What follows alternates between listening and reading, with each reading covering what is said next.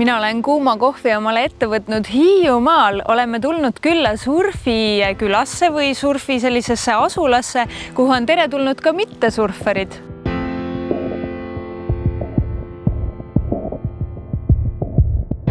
See on niisugune äge koht, kus surfarid, tuul ja elu saab kokku, et niisugune väike teistmoodi maailm, hipikülakene. Siin on väga palju huvitavat.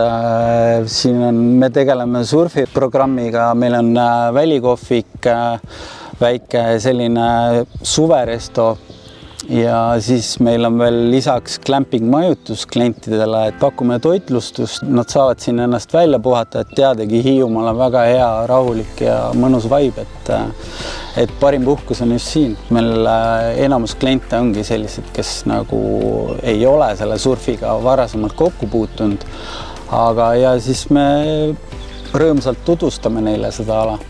Miks üldse tasub glampingut proovida? Glampingut tasub proovida sellepärast, et seal on kõik nagu tänapäeva nagu luksushotellitoas, et nad on väga mugavad. Seal on lisaks on küte öösel, kui peaks külm hakkama, et vajuta ainult puldist nuppu ja tuba läheb soojaks ja kõik eluks vajalik on seal olemas. No räägi lähemalt, millega sina tegeled? Ja, Surfmaster on siin Ranna surfikülas, et mina tegelen siis rohkem selle surfi poolega ja nüüd tegevustega. Et kõik surfialad, mis on, kõik on siis meie toimetada siin lohesurf, tiivasurf, aerusurf, et vastavalt tasemele, et kõike teeme.